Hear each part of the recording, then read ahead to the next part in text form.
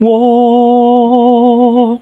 Ilang days na lang Valentine's Day na. Kaya kung di pa rin nabibreak ang ice sa pagitan ninyong dalawa, ito ang pang-apat naming suggestion para sa inyong date activity, ang Chocolate Factory Tour.